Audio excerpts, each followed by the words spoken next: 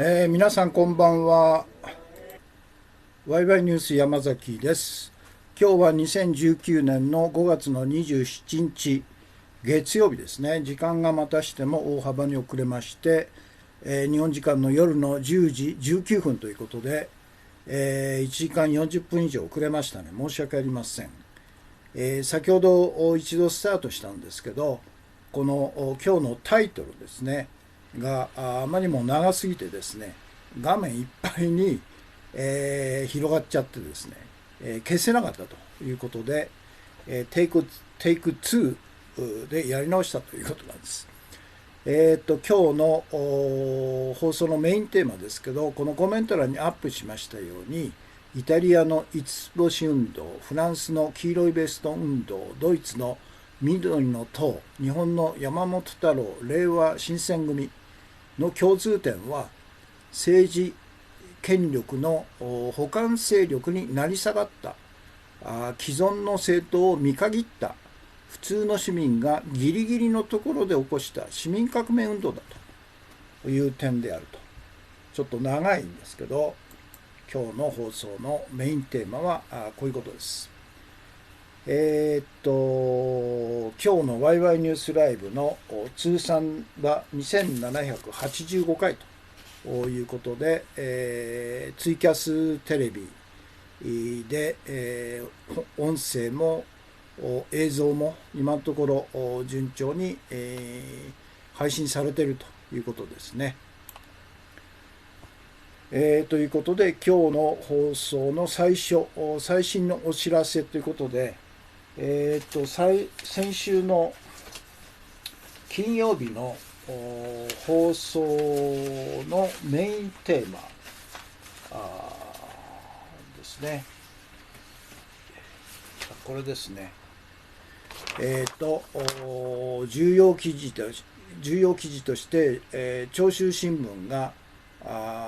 非常に、秀逸な記事を掲げたんですね。世界中が禁止するラウンドアップ余剰分が日本市場で溢れ返ると。で、これのメインテーマをこのように、YouTube 向けの表紙に作ってくれた方がいて、こういう感じなんですね。で、現時点での視聴者数っていうのはツイキャスで485名と、それから YouTube で1154名で、全部で1639名の方が視聴されているということですね。そして2つ目の今日のお知らせですけど、久しぶりにですね、根っこ勉強会を開催しますというお知らせです。第20回目なんですね。で、今週の土曜日ですね、6月の1日土曜日午後3時5時で、第20回根っこ勉強会を開催し、ライブ中継しますと。で、テーマはですね、東京電力福島第一原発大事故から8年経った今、一体何が起こっているのかというのをテーマにするということですね。それでコメンテーターは私と、それから常連の大津恵子さんと、それから今回は天野元康さんが旅行のため欠席しますんで、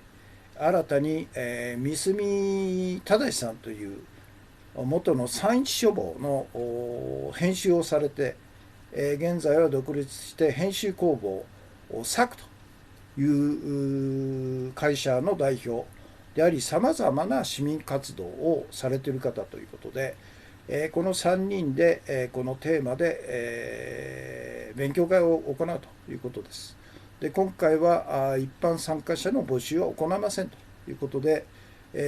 場所もですね、新たに三角さんのオフィスをお借りしてやるということです。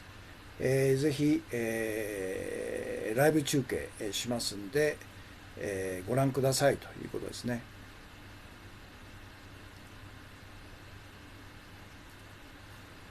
ということで、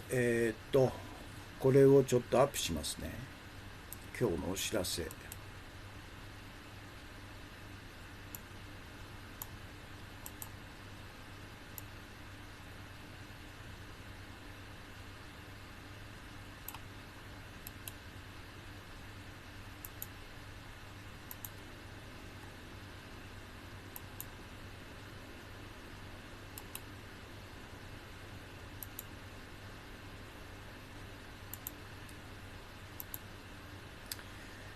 現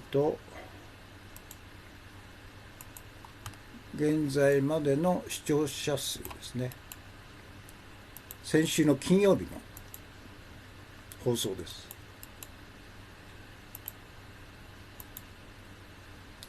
それから今週の土曜日、午後3時5時で第20回目の根っこ勉強会を開催しますということで、テーマは東京電力福島第一原発大事故から8年経った今、何が起こっているのかというのをテーマにします。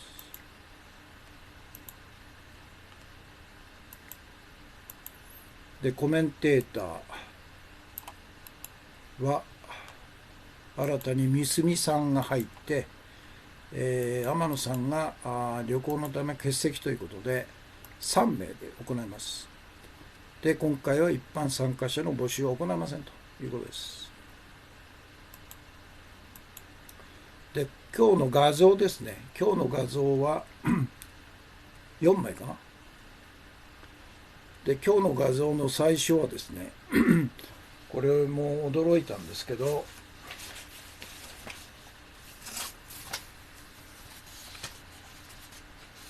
自衛隊の砲弾10トンをですね、日通が普通のトラックで輸送して、それがたまたま事故ったということで、海岸の下にですね、このように、激突して、落下したんですね。5メートル下の海岸線に、墜落したということで、10トンですよ。10トンの自衛隊の砲弾を民間のトラックが何の注意の旗も表示せず、一般の道路を真っ昼間から走って事故ったと、こういうことなんですね。これ読売新聞記事ですね。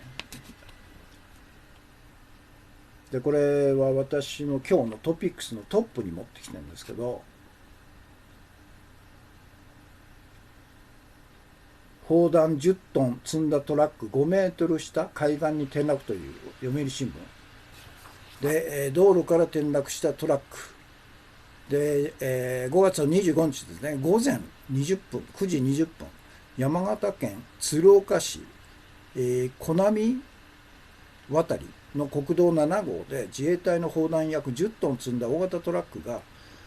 道路左側のガードレールを突き破り、約5メートル下の海岸に転落したと。県警によると、砲弾の爆発の危険性は低いという。大変じゃないですか。10トンもの砲弾がこれで爆発したら。で、発表によると、トラックは右折待ちをしていた乗用車を避けようとしたが、追突して転落したと。鶴岡市消防本部によると、トラックの運転手の男性と同乗の男性の計2名が軽傷とみられるという。県警は約50メートルの立ち入りを規制し、国道7号を通行止めにしたということなんですけど、私のコメントですね。この記事で初めて分かったことは、自衛隊の砲弾が民間トラックで危険物輸送の警告や注意も何もせず、一般貨物のように自由に搬送されているという恐ろしい現実だと。で、さらに驚いたことは、この読売新聞の記事が、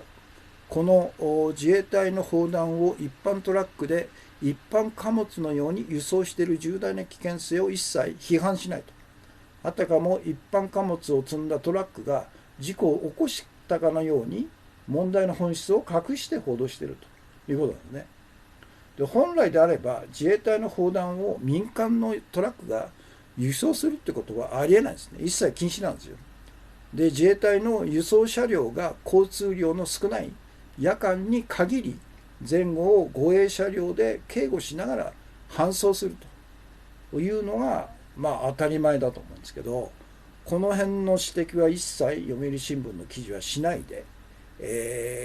ただ一般事故のように報道しているという、これ二重の驚きですね。これが爆発したら大変でしょ。10トンですよ。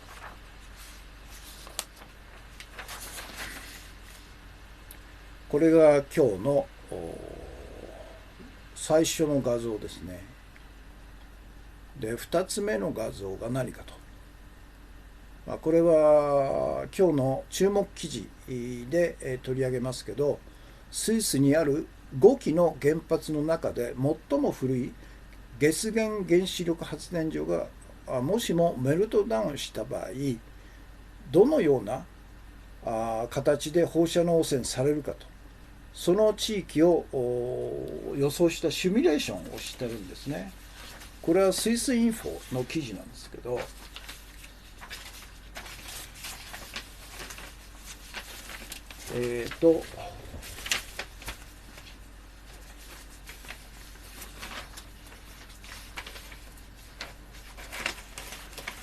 これの画像ですね。スイスインフォの記事の画像で、ちょっと見にくいんですけど、このスイスですね。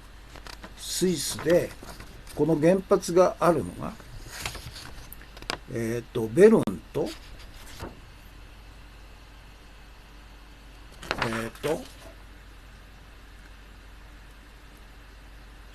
スイスの首都ベルンと、それからどこだ、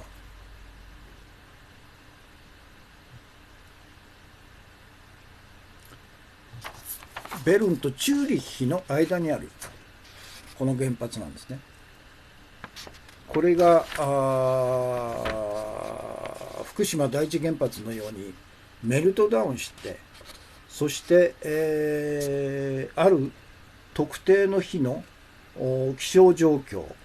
2017年1月19日の気象の下でどのように拡散するかということで、やったシミュレーションなんですね。そうするともう国境を越えてですね、隣のフランスのリヨンとか、あとは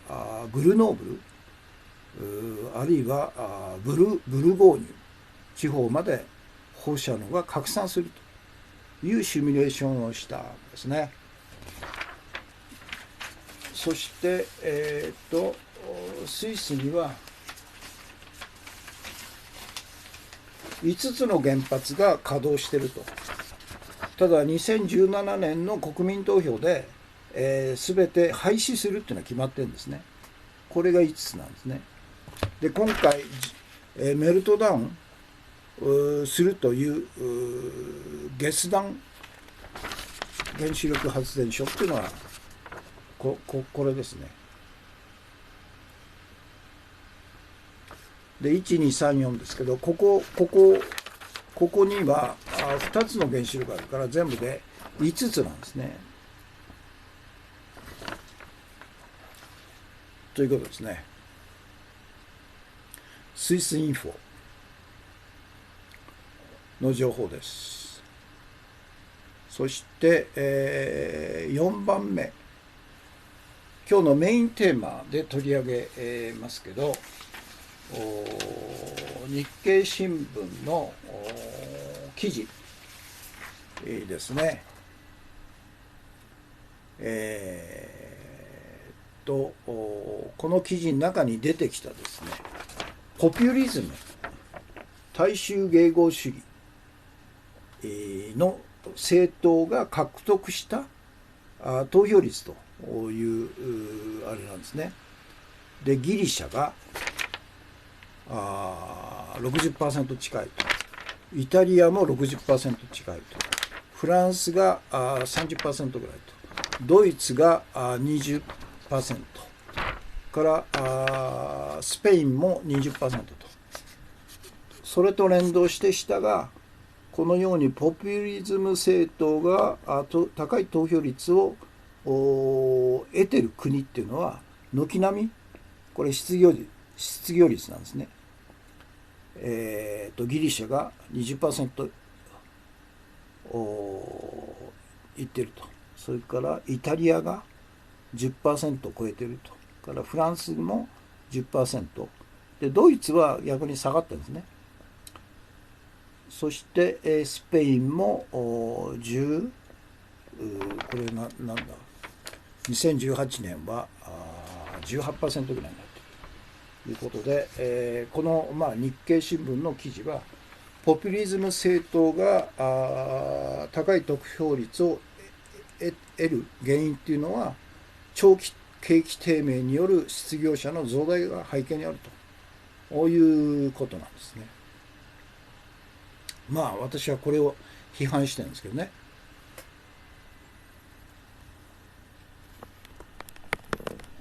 イタリアは5つ星、だから日経新聞っていうのは今日のメインテーマで、私は批判しますけど、要するにミソもクソも一緒にしてですね、ポピュリズム政党っていうふうに呼んでるんですね。全く違うんですよね。だからポピュリズム政党っていうのは、純粋の意味は戦前のナチスみたいに、要するに大衆迎合で大衆が喜ぶと、大衆を誘導して、自分たちの政治的な野望を実現するという極右ファシズム運動なんですね。ですから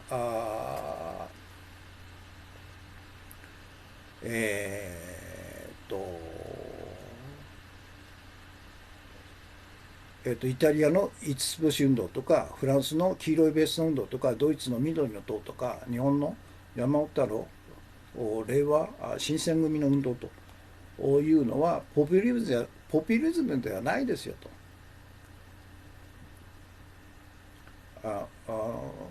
市民、普通の市民がギリギリのところで立ち上がった市民革命運動だということなんですね。というのがそっか。そして、画像の最後、安倍晋三がさまざまなパフォーマンスをしてるんですけど、表と裏があるということで、これどっか六本木の串焼きの店で、26日、昨日ですかね、夕食を食べたと、トランプ夫妻と安倍夫妻が。だからこれだけ見ると和気あいあいと和やかに食事してんだろうというふうに思うんですけど、実は裏の写真がこれなんですね。裏の写真は要するに SP が何人も立って厳重に警戒しているという中での食事会ですから、和気あいあいどころじゃないんですよね。だから安倍の要するに表と裏っていうのはこれなんですよ。表はこうだけど裏はこうだということで、安倍の本質でしょうね。表の演出とから裏の工作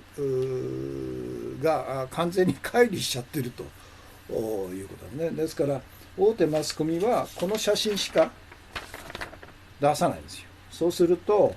和気あいあいと日米親善をしてますよというイメージをまき散らしてるんですけど、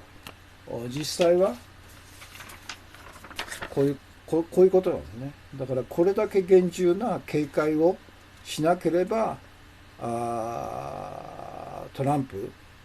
あと安倍晋三がまともに普通のレストランで食事なんかできないと、それほど命を狙われてんだということなんですね。でこちらになんか一般の客が入ってるんですけど、一般の客もこんなところで美味しい食事なんかできこないですよね。これも演出なんですね。あたかも一般客の中に混じって和気あいあいと庶民的な食事をしてますよというイメージを電通あたりが演出したんでしょう。でもこれ AFP の、記事に乗っかってた写真なんですね。日本のマスコミはこれしか出さないですからね。そうすると日本国民はそうか安倍ちゃんも和気あいあいとトランプ夫妻と夕食を食べてんだなという誤った印象を持つんですね。それが彼の目的なんですけど、実際はこんな演出が裏ではこんな演出がされてるということだよね。ということです。今日の画像ですね。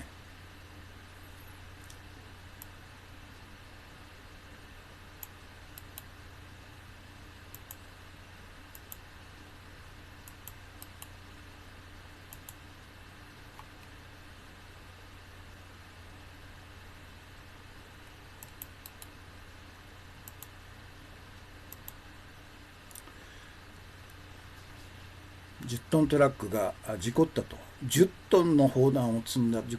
トントラックが事故ったと。からスイスの原発の一つがメルトダウンしたというシミュレーションの画像ですね。それからポピュリズム、日経新聞の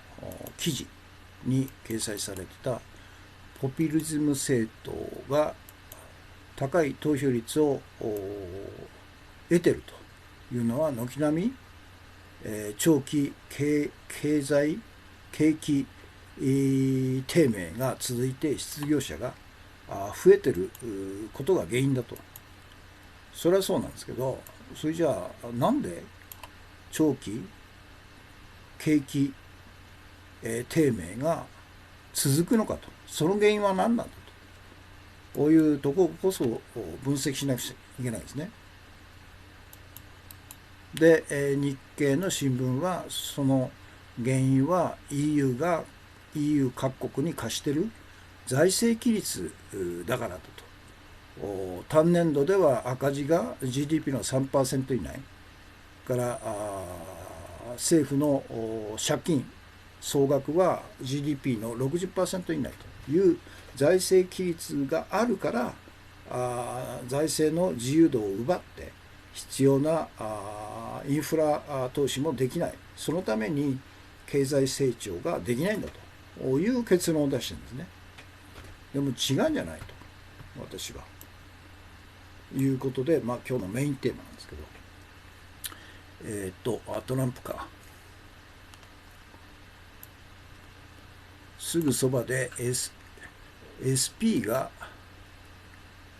警備しているという中で食事なんかできっこないじゃないですかね。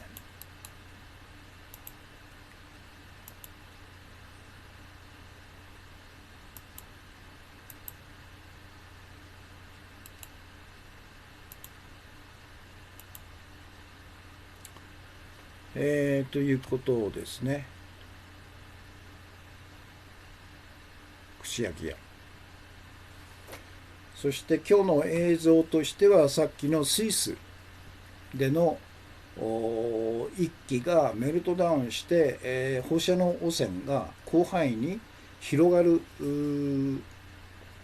シミュレーションを映像で表したんですね。この映像の URL を今日の映像に取り上げたということですね。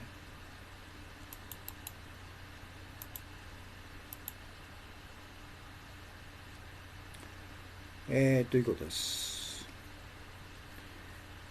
皆さんからのコメントですね。砂月金さん、税金を使わず、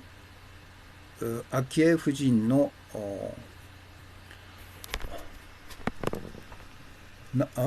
鍋で、自費でやればいいものという。いや、昭恵夫人というのは料理できないんじゃないですかね。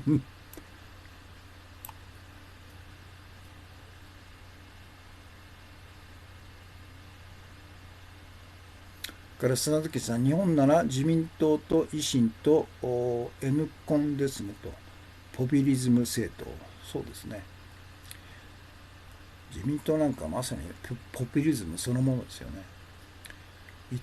イタリア五つ星運動を含んでますかと。だから日経新聞ではもうみんな一緒にしてるんですね。初耳さん、今日のメインテーマですね、リツイートしてくれましたね。共通項は何かというと、いわゆる既存の政党、野党を含んで、既存の政党はもう、補完勢力になり下がっちゃったということで、ギリギリのところで普通の市民が立ち上がったと。市民革命運動だというのが共通項なんですね。イタリアの五つ星運動、フランスの黄色いベスト運動、ドイツの緑の党、日本の山本太郎、令和新選組と。新しい潮流ですよね。砂月さん、スイス原発事故被害最大2400万円の可能性ということですね。これですね。最初この翻訳が間違ってて、最大2400万人の死者って書いてあったんですね。ちょっとこれはオーバーじゃないっていうのは、訂正されましたね。イスタンブル東郷さん、お茶爆10ですね。からリスズズムさん、コンティニューコイン。コンティニューコイン2枚ですね。イスタンブール東郷さん、コンティニューコイン。初見です。よろしくお願いしますと。からリスズムさん、コンティニューコインが1、2、3、3枚、4枚ですね。配信ありがとうございますと。からこれは何？なんか目がチカチカしてよく読めないね。子猫か。子猫ブールアイ平和さん。初見ですと、政権応募に堪忍袋の尾が切れましたと。国技館末席破壊してトランプ招待、金美玲や桜井よし子などお友達、そうなんだ。一方、参議院選直後の米国農産物輸入拡大を口約束ということですね。もうみんなバラバラなんですよね、もうあいつのやることは。青や大惨事と自衛隊の砲弾積んだ、そうですね、転落ということですね。砂月さんからヒーロー33番さん、お茶ですね。そして、砂月さん、マスコミが伝えない真実の報道、ワイワイニュースライブ、ただいま配信中ということですね。から石森さん、山崎康彦ワイワイニュースライブ配信スタートしましたと。からソウスサンさん、コンティニューコイン配信ありがとうございます。ソウスサンさん、コンティニューコイン1、2、2枚ですね。からケイココさん、コンティニューコインからザムジスさん、コンティニューコインが2枚。キラランヤンコさん、コンティニューコインが2枚ですね。キララカットさん、ちょっと名前が違ったんですかね。パピヨン2343、お茶爆配信、お茶ですね、配信ありがとうございます。から砂月さん、ランドアップを極上で使うなら当然5人会場で、ランドアップリストを 見ましたら芝に使ってますね。ゴルフ場でも使ってると。だから五輪の会場でも使うんじゃないですか。ということです。そして今日の注目情報ですね。スイス原発事故被害者最大2400万人の可能性ということで、スイスインフォですね。これは砂月さんがアップしてくれたんで、いいですかね。一応やっておきますか。ただ URL が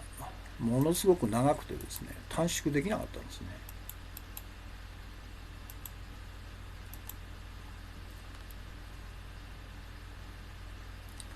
ということですね。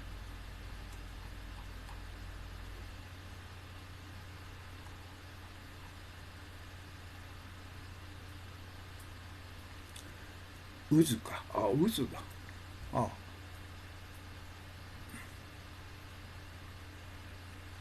先ほどの昭恵夫人の渦で自費でやればいいものと。渦っていうのはあれですか、彼女が経営してる居酒屋なんですかね。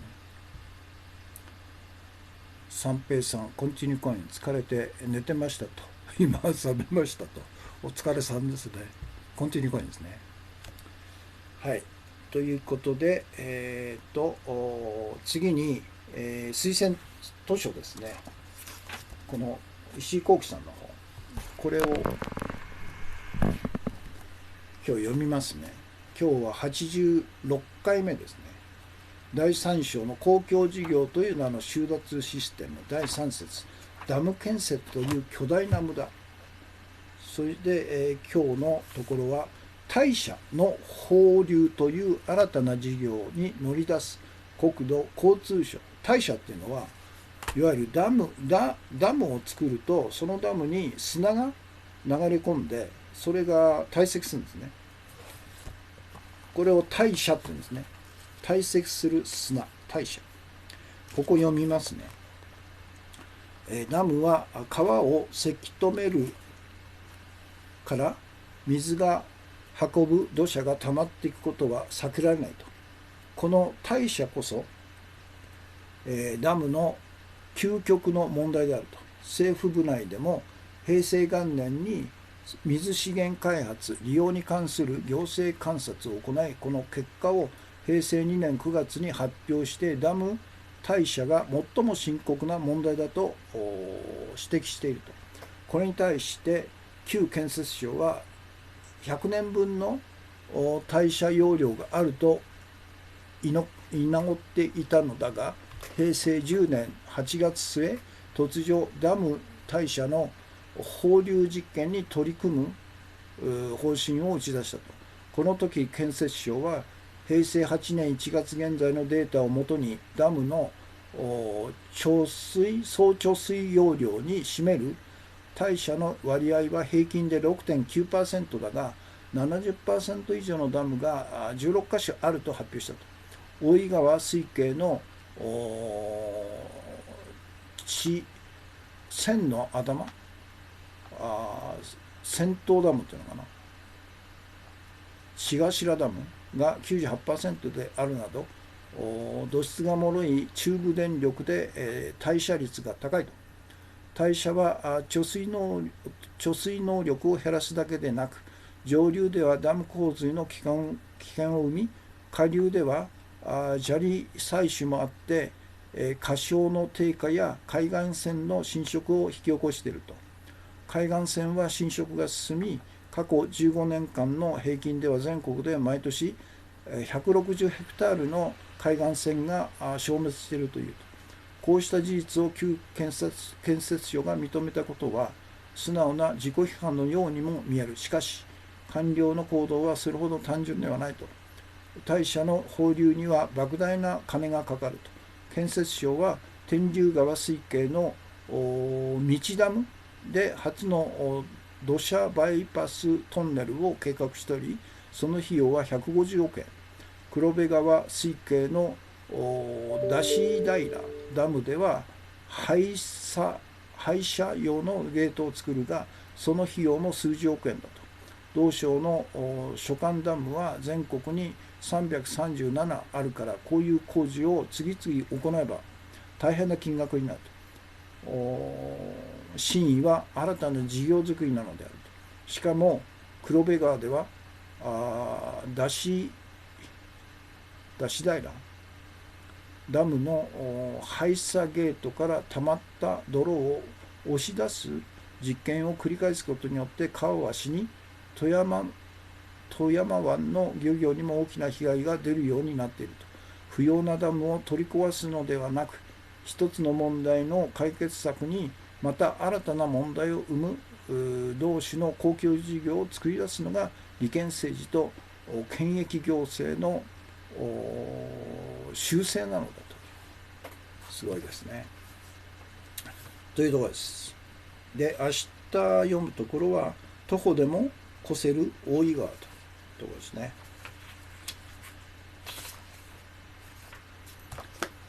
ということです。コンティニューコインですね。けいこさん、砂ずきんさん、 URL 短縮、できました。私のはできないんですね。あまりにも長くて。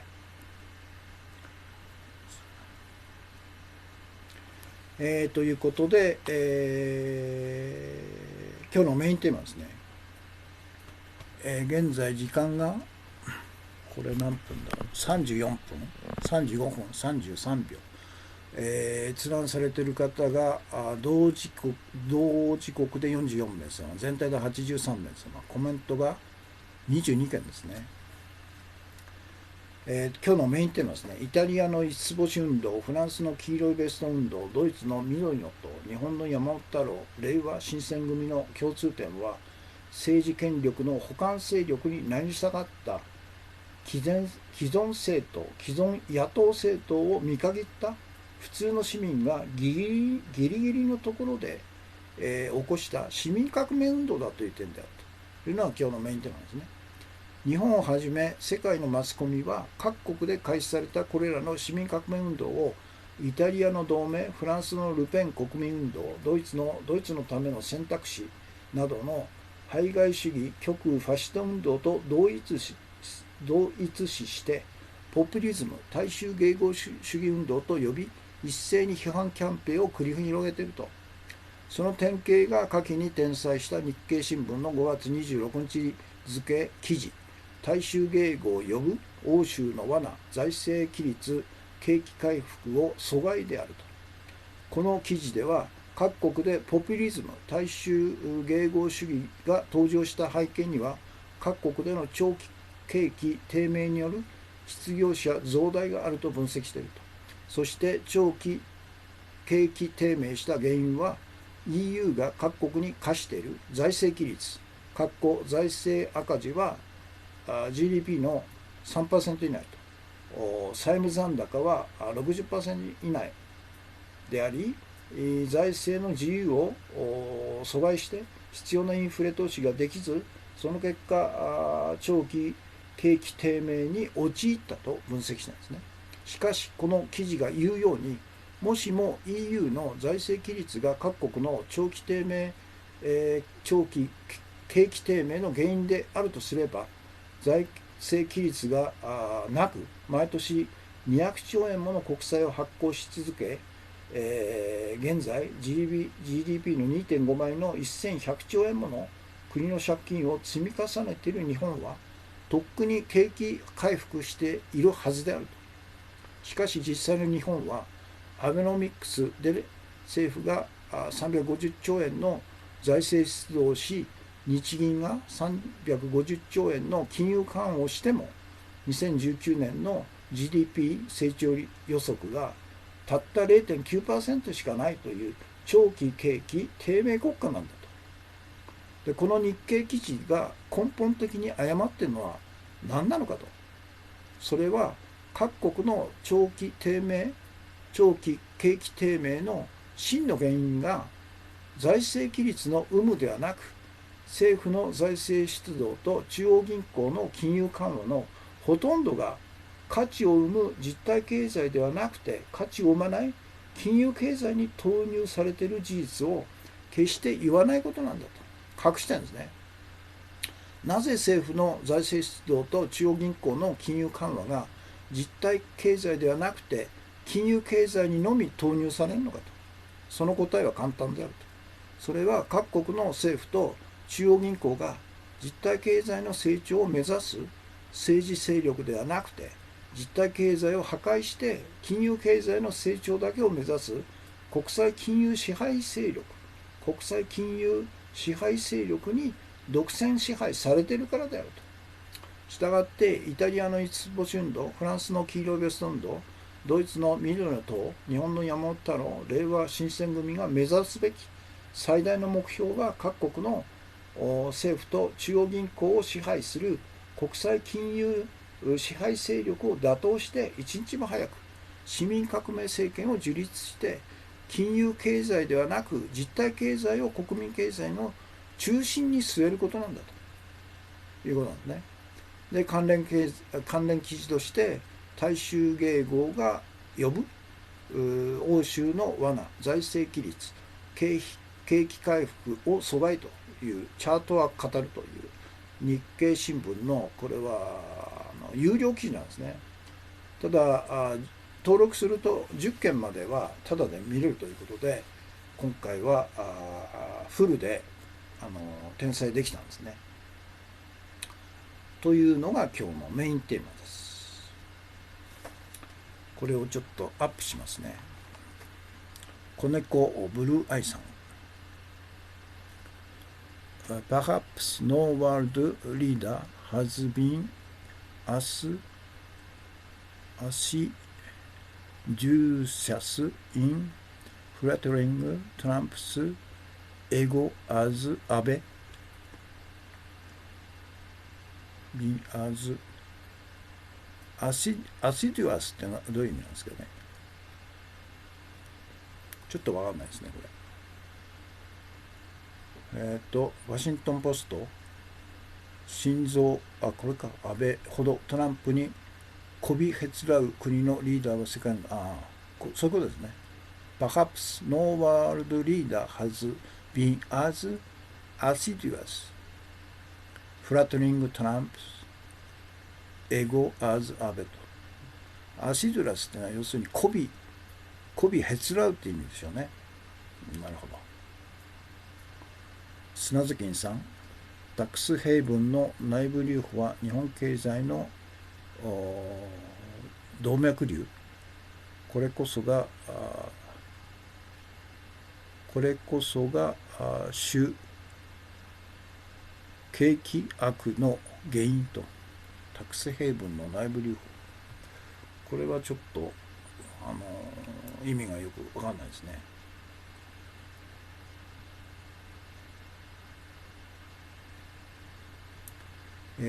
ということで、今日のメインテーマポイントだけアップしてみますね。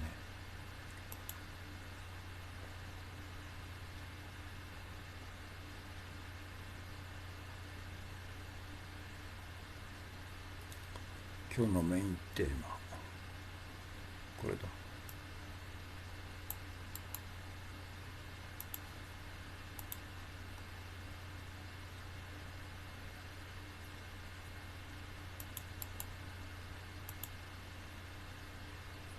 マイナスの9。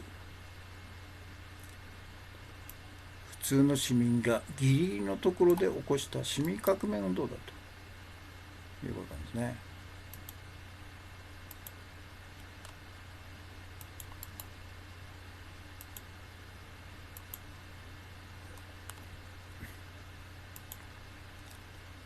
日本をはじめとする世界のマスコミは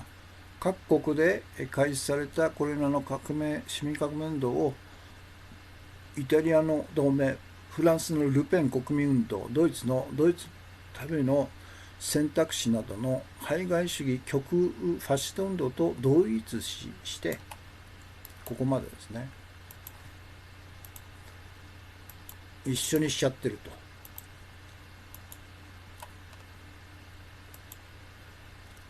ポピュリズム、大衆迎合主義運動と呼び一斉に批判キャンペーンを行っているということなんですね。で、その典型が昨日付の日経新聞だと。その典型が下記に転載した日経新聞5月26日付記事、大衆迎合が呼ぶ欧州の罠、財政規律、景気回復を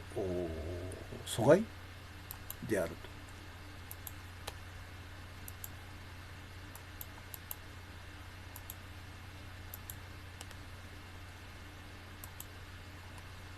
この記事では各国のポピュ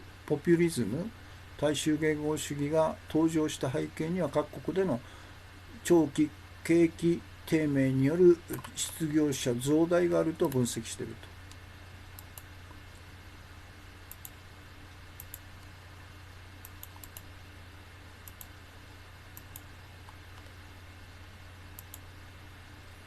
で、そして、長期景気低迷した原因は EU が各国加盟国に課している財政規律だと。これは単年度だと GDP の 3% 以内から債務残高は 60% 以内と。こういう財務規律、財政規律が足を引っ張ってんだというふうにこの記事は言ってるんですね。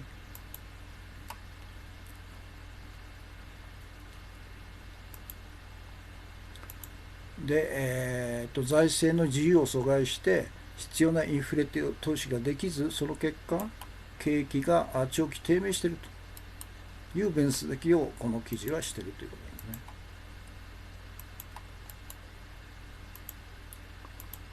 すね。砂月さん、金は天下の回り物、回らない金、内部留保が使われないから通貨不足になりデフレになると、そういうことなんですか。しかしこの記事からこのそう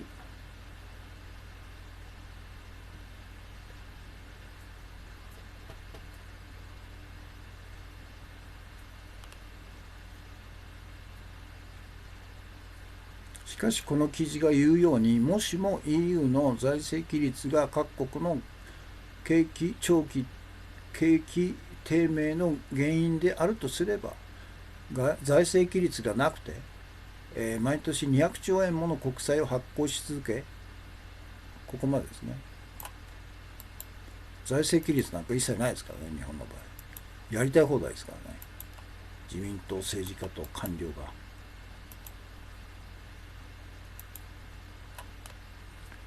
国債発行し続け、現在、GDP の 2.5 倍の1100兆円もの国の借金を積み重ねている日本はとっくに景気回復しているはずだと。そうですよね。財政規律がなければ財政の自由度があるからインフラ投資できると、経済成長するはずだというのがこの日経の記事なんですね。イカン・シンジさん、コンティニューコイン。既存野党も自民党の、そうですね、衛政政党と、消費増税も廃止も一切言わないという、そうなんですね。だから結局、いわゆるプロの政治家ではない山本太郎のような人が立ち上がるということし、既存のいわゆるプロの政治家っていうのはもう既存の自民党長期政権による利権特権の分け前をもらってることなんで、彼らにいくら期待してもダメなんですね。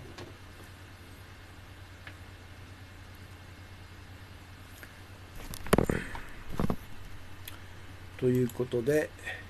しかし実際の日本はどうかと。アベノミクスで、政府が350兆円の財政出動、日銀が350兆円の金融緩和でも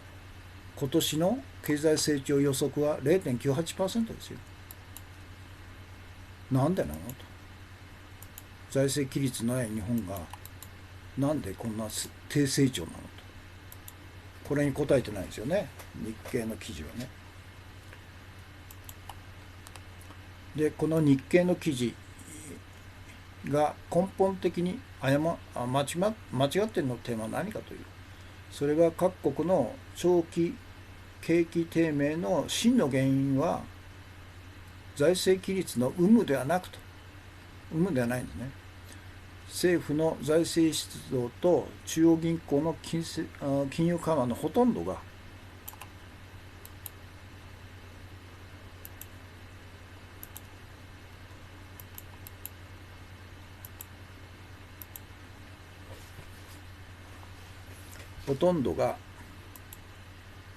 価値を生む実体経済ではなくて、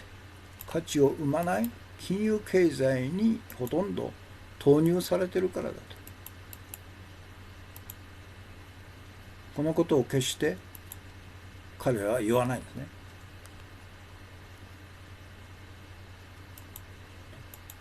じゃあなぜ政府の財政出動と中央銀行の金融緩和が実体経済ではなく金融経済にのみ投入されるのかと。その答えは簡単なんですね。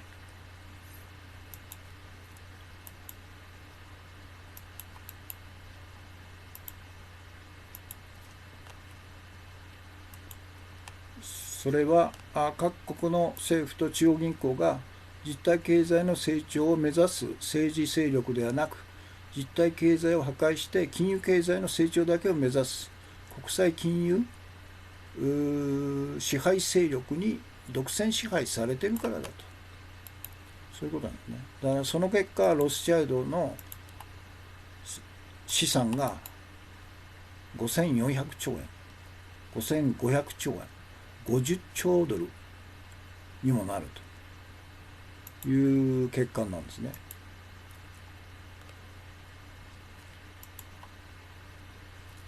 で、結論として、したがってイタリアの五つ星運動、フランスの黄色いベスト運動、ドイツの緑の党、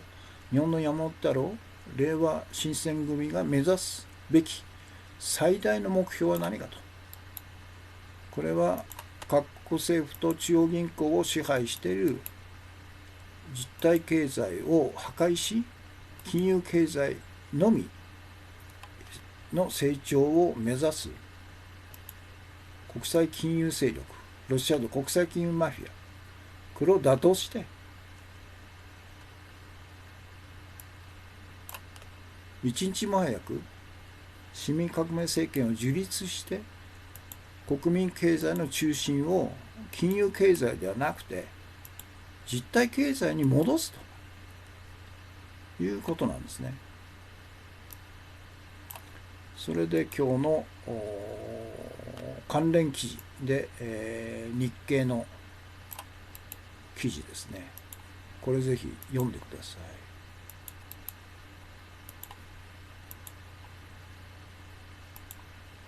こういう記事がそのまま浸透しちゃうということは非常に危険なんですよね。ということです。今日のメインテーマはそういうことでした。現在時間が52分50秒ですね。閲覧同時が51名様、全体で99名様、コメントが45件ですね。ということで今日のトピックスですね。トピックス、例の砲弾10トン積んだトラック、ひどいねこれ。爆発したら大変なもんじゃないですか。10トンですよ。よく日通もこんなのを黙って引き受けるよね。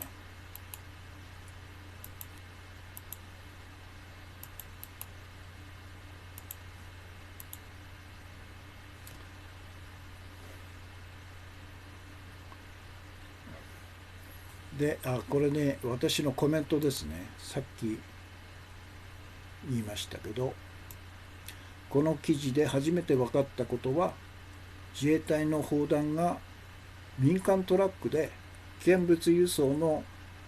警告や注意も何にもなく、一般貨物のように自由に輸送されているということ。恐ろしい現実。本当恐ろしいですよね。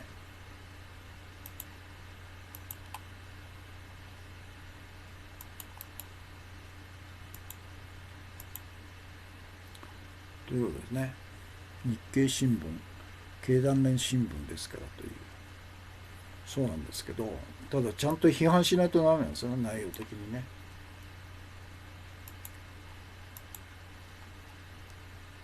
さらに驚いたことは、上記読売新聞の記事が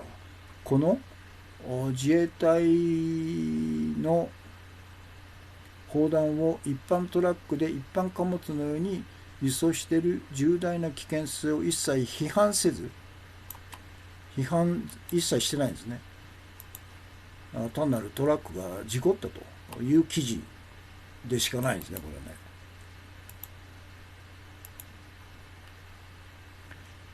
一切批判せず、あたかも一般貨物を積んだトラックが事故を起こしたかのように、問題の本質を隠して報道していることだということなんね。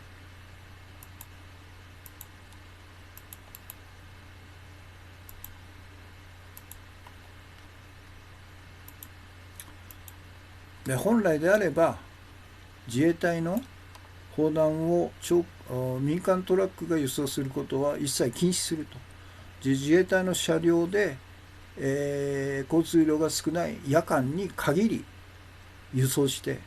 それで、トラックの前後をですね、自衛隊の車両で、警護するというふうにすべきなんですね。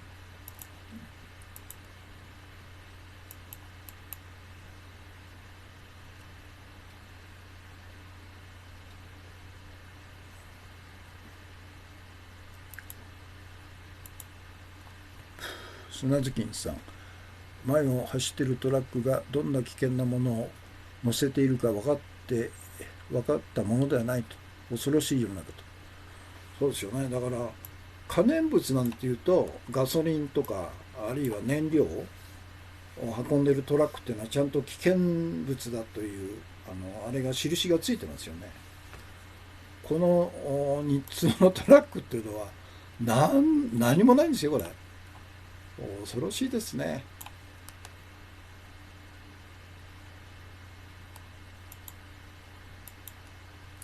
から対日交渉、参議院選まで待つトランプが安倍首相に配慮という時事通信、これ嘘ですよね。もうほぼあれですよ。トランプの言うことを飲んで、農産物の関税ゼロ、あるいは限りなく低くすると。それから対米の自動車輸出の数量も下げるという約束を安倍はトランプにしてるんですよね。ただその発表を今ではなくて、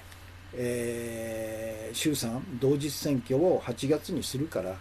それまで待ってくださいよというふうに彼は懇願したんでしょ。そのことを時事通信は一切言ってないんですね。で交渉自体を参議院選まで待つという、交渉なんかもう交渉なんかなくて、要するにトランプの命令をポチが聞くと。でそうしますただこのことを発表するのは参議院衆参同日選挙をやりますんで、その前に言われると選挙に負けますから絶対言わないでくださいと、その後にしてくださいというふうに言って、そのことをトランプは、ツイッターで、暗に示しちゃったんですね。これがリテラの今日の記事なんですね。リテラの今日の記事、リテラはちゃんと見てますよね。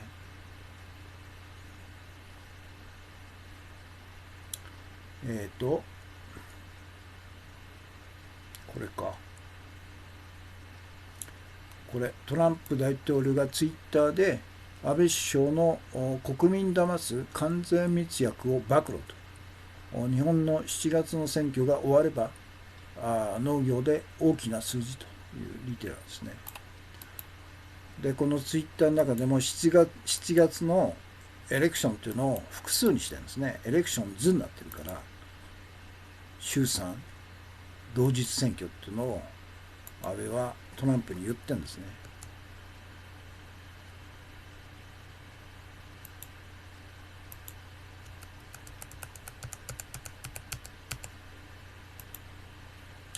これがこれです。リテラの記事です。そして今日のトピックス3番目、除草剤でがんにメーカーに2200億円の賠償命令。 3度目ですね。これモンサント2200億円ですよ。で同じような訴訟が1万3000件アメリカで、アメリカ中心にして起こされているということで、もう3件連続で負けてますんで1万3000件負けるんですよね。そうするとモンサントをはじめとして親会社のバイエル倒産するでしょうね。当然でしょうね。ヘチさん、ゴルフのツーショット写真の中にジャイアントジャイアントのび太のコスプレありましたねと。あ、そうなんだ。見たくもないね、しかしね。砂月さん、航空自衛隊に新田原基地と月市基地が米軍の保管庫にという話もあると。怖い世の中どうやって運ぶと。日通にせよオスプレイにせよということですね。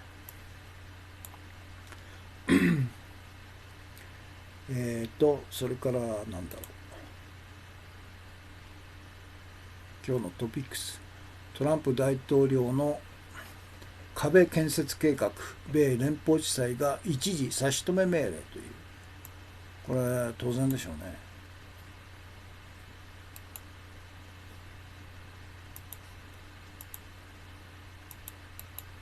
だからトランプに忠実に言うことを 100% 聞くっていうのはもう安倍しかいなくなっちゃったんじゃないですか。ニュータバル追記かちょっと読めなかったですね。ニュータバルっていう基地ですね。追記。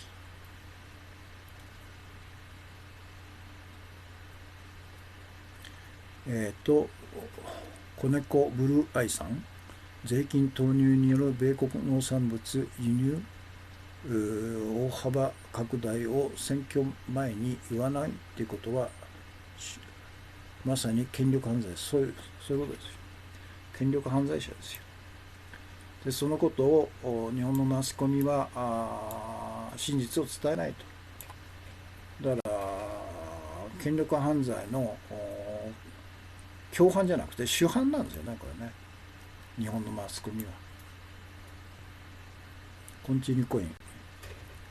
子猫ブルーアイですということですね。イスタンブール東郷さん、はい。そして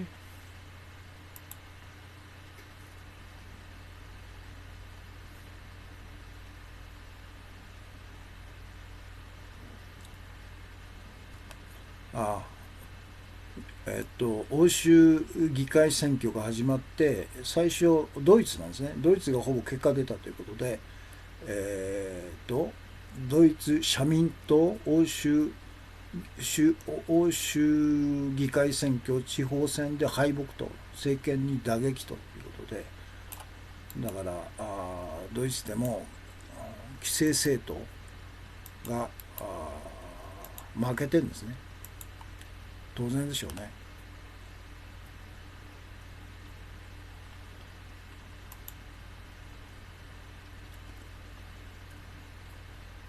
ということですね。